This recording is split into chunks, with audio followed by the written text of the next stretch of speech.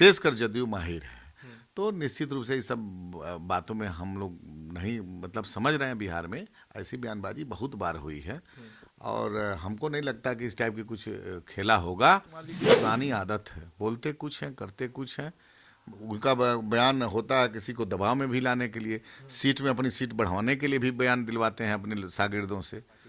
देखिए ऐसा नहीं है कि हम लोग प्लान बी नहीं बनाते हैं, प्लान सी नहीं बन बनाते चुका हैं। है। देखिए हमारा हमारा सब हमारे नेता बनाए रखे हैं। हमारे नेता की सोच कहाँ तक है इसको अभी आप आकलन नहीं कर सकते हैं। एक मुलाकात हुई, ये इसका मतलब नहीं लगाया जा सकता है। दूसरा, एक परिवार के मान लीजिए घटक दल एक परिवार है, तो उसमें परिवार के शीर्ष नेताओं का बैठना उठना तो जायज बात है। रही बात उन लोगों की, तो उनके यहाँ तो अभी उनके यहाँ तो तय नहीं है ना कि कौन उम्मीदवार होंगे, कौन संयोजक होंगे, कौन क्या होंगे, आपके कुछ यहाँ तय तय है? है। आपके यहाँ हम तय है? हमारे यहाँ तय है, नरेंद्र भाई मोदी प्रधानमंत्री के वो उम्मीदवार हैं।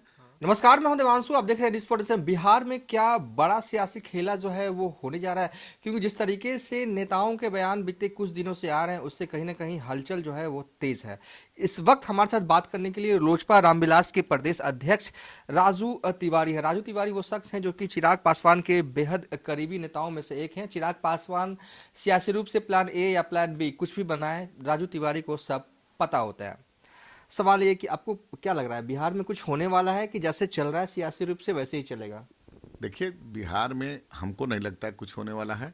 निश्चित रूप से मीडिया के माध्यम से ये क्या ये लोग करते हैं, इन समझ से परे है। ये लोग ऐसी बयानबाजी करते हैं खबरों में बने रहना, या किसी के ऊपर दबाव बनाना हो तो मीडिया के माध्यम से ऐसे बयान बनाने में विशेषकर जदयू माहिर है।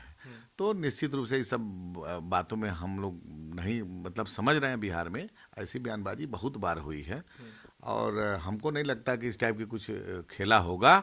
और भविष्य में हम लोग ध्यान नहीं देते, हम लोग वर्तमान में चलने वाले लोग हैं और वर्तमान में हम लोग अपना काम कर रहे हैं। जो हम लोग के पार्टी का संगठन मजबूत है और अब तो चुनाव का बिगुल लगभग फरवरी में बज ही जाएगा।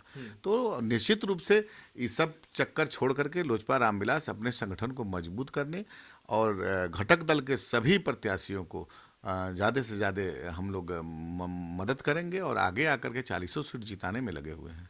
एक कहावत है कि जो दूर की सोचता है वही देर तक चलता है। आपको नहीं लगता है कि प्लान बी बनाने की जरूरत अभी आन पड़ी है आपकी पार्टी को? नहीं देखिए ऐसा नहीं है कि हम लोग प्लान बी नहीं बनाते हैं, प्लान प्लान सी बी नहीं बन बनाते चुका हैं। है। देखिए हमारा हमारा सब हमारे नेता बनाए रखे हैं। हमारे नेता की सोच कहाँ तक है इसको अभी आप आकलन नहीं कर सकते हैं। नेता हमारे स्पष्ट सब चीज़ पर उनकी पैनी नज़र रहती है और इससे घबराने की आवश्यकता नहीं है। नेता जिस समय जो परिस्थिति बनेगी उस पर क्या हम लोग का डिसीजन होगा, ये मेरे नेता के जहन में है।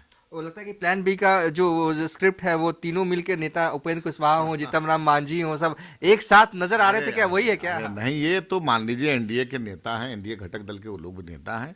एक मुलाकात हुई, ये इसका मतलब नहीं लगाया जा सकता है। दूसरा, एक परिवार के मान लीजिए घटक दल एक परिवार है, तो उसमें परिवार के शीर्ष नेताओं का बैठना उठना तो जायज बात है। इसमें तो कुछ इसका कुछ दूसरा मतलब नहीं निकालना चाहिए। तेजस्वी यादव काफी चिंतित लगे। उन्होंने कहा कि देखिए आप लोग जो है वो सिर्फ महागठबंधन के लिए लेकर ही सवाल कर रहे हैं कि महागठबंधन में सीट शेयरिंग कब होगा, लेकिन एनडीए की तरफ आप लोग का ध्यान नहीं है। तो मैं आपसे सवाल पूछ ही लेता हूँ कि एनडीए में कब होगा सीट शेयरिंग? नहीं नहीं, एनडीए में बात हो रही है। देखिए एनडीए में सबसे पहली बात है कि एनडीए में नेता एक है, प्रधानमंत्री के उम्मीदवार एक है।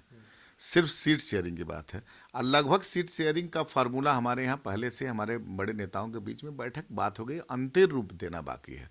रही बात उन लोगों की, तो उनके यहाँ तो अभी उनके यहाँ तो तय नहीं है ना कि कौन उम्मीदवार होंगे, कौन संयोजक होंगे, कौन क्या होंगे, आपके कुछ यहाँ तय तय है? है। आपके यहाँ हम तय है? हमारे यहाँ तय है, नरेंद्र भाई मोदी प्रधानमंत्री के वो उम्मीदवार हैं।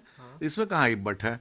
हमारे यहाँ एक सूत्री 2024 में पुनः मोदी जी को प्रधानमंत्री बनाना है। इसमें कहीं तो इफर्ट नहीं है। इनके यहाँ बताइए ना कौन है, ममता जी बनेंगी कि खड़गे साहब बनेंगे कि राहुल जी बनेंगे कि नीतीश बाबू बनेंगे, कौन बनेगा? एक दर्जन नाम तो है, एक दर्जन नाम है। तो पहले ये लोग तय करें ना इनके यहाँ कितना सीट कौन लड़ेगा। ये लोग अपना उसमें चक्कर में रहें। हमारे यहाँ लगभग प्रिंट आउट तैयार है, बस अंतिम रूप देना है। और हमको लगता है कि जहाँ पर सबका विचार एक होता है वहाँ पर शोर शराबा नहीं होता। हमारे यहाँ देखिए किसी गठबंधन में किसी प्रकार की बातें नहीं हो रही है। गठबंधन धर्म के मर्यादा के तहत बात हो रही है। अब ऐसा तो नहीं ना महागठबंधन का कोई नेता बोल दे रहा कि नहीं अमित शाह जी बोले हैं कि हमारे यहाँ दरवाजा बंद है। हमारे यहाँ ऐसा कुछ बयानवीर ऐसे बयानवीर नहीं है। उनके यहाँ ऐसे बयानवीर हैं कि पता नहीं किस लिए क्या बोलते हैं। वो लोग बयान का मतलब नहीं हम समझते हैं। अशोक चौधरी जी बड़े नेता हैं, अगर बोले हैं तो क्या है इसका मतलब? किसको दबाव में लाना चाहते हैं, किसको मैसेज देना चाहते हैं, किसके इशारे बोलते हैं, ये तो तय है ना। तो नीतीश कुमार जी की पुरानी आदत है, बोलते कुछ हैं करते कुछ हैं। उनका बयान होता है किसी को दबाव में भी लाने के लिए, सीट में अपनी सीट बढ़ाने के लिए भी बयान दिलवाते हैं अपने शागिर्दों से। तो राजनीति के तो मान लीजिए कुशल खिलाड़ी हैं ना, उनको तो जनाधार मिला नहीं बिहार में, लेकिन आज बिना जनाधार के मुख्यमंत्री पद पर काबिज हैं कि नहीं है। और दूसरे जो बोलते थे कि हम कभी नहीं जाएंगे, एक कुर्सी के लिए जो समझौता कर लिए बिहार के सम्मान के साथ, बिहार वासियों के जो मतलब बिहार की स्थिति है, क्या है, कुर्सी उन लोगों को प्यारी है। एक दूसरे को मतलब क्या क्या नहीं बोलते थे, एक दूसरे के दल वाले लोग क्या क्या नहीं बोलते थे, आपसे छुपने की बात नहीं, लेकिन एक कुर्सी के लिए उन्होंने बिहार के लोगों के साथ दगाबाजी किया है। मतलब कि आप ये कह रहे हैं कि प्रेशर पॉलिटिक्स जो है वो महागठबंधन में नीतीश कुमार बना रहे हैं, उनका बीजेपी की तरफ आना नहीं है, बस महागठबंधन में ही प्रेशर बना रहे हैं वो। भाई साहब ये तो सर्वविदित है पहले से। एक चीज बताइए ना, उनका जनाधार क्या है, हमेशा वो सीट ज्यादा लेते हैं।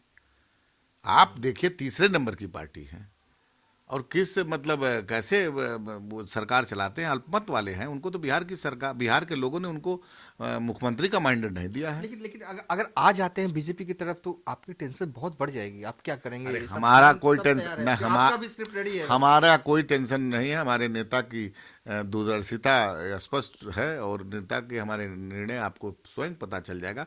कोई टेंशन उनसन में हम लोग नहीं रहते हैं। टेंशन में वो रहता है जिसको गद्दी प्यारी होती है। मतलब आप लोग हमारे स्क्रिप्ट बना रहे हैं? सुन लीजिए, हमारे नेता स्पष्ट रूप से मैं बता दूं आपको, चिराग पासवान को सत्ता का मोह नहीं है। बिहार में पलायन का चिंता है, बिहार में बेरोजगारों की चिंता है, बिहार में भ्रष्टाचार पे चिंता है, बिहार में कैसे कल कारखाने लगे इसकी चिंता है, कैसे किसानों को उचित उनका उत्पादन का मिले उसकी चिंता है, शिक्षा व्यवस्था दुरुस्त हो उसकी चिंता है, मान सम्मान गौरवशाली इतिहास कैसे वापस आवे बिहार में इसकी चिंता है। अगर बिहार में इसकी चिंता नहीं तो स्वयं को एनडीए से अलग करके नीतीश कुमार से हम लोग का राजनीतिक मतभेद था, जिसे स्वयं अगर लागू हुए थे तो हमारे नेता चिराग पासवान भारत सरकार के कैबिनेट मंत्री आज होते। तो इसलिए हम लोग को सत्ता प्यारा नहीं है, बिहार का गौरव प्यारा है, बिहार के बेरोजगार प्यारे हैं, कैसे इनको रोजगार दिया जाए, उस पर हम लोग काम करने वाले लोग। चलिए, राजू तिवारी ने अपने बयान में साफ कर दिया बिटवीन दी लाइन। अगर राजू तिवारी के बयान को समझे तो साफ तौर पे ये कह रहे हैं कि प्लान बी इनका भी तैयार है, लेकिन अभी ये कुछ बोलेंगे नहीं, पहले नीतीश कुमार अपने प्लान को अंजाम दे। फिलहाल अभी तक के लिए इतना ही। आप देखते रहिए न्यूज़ फॉर नेशन।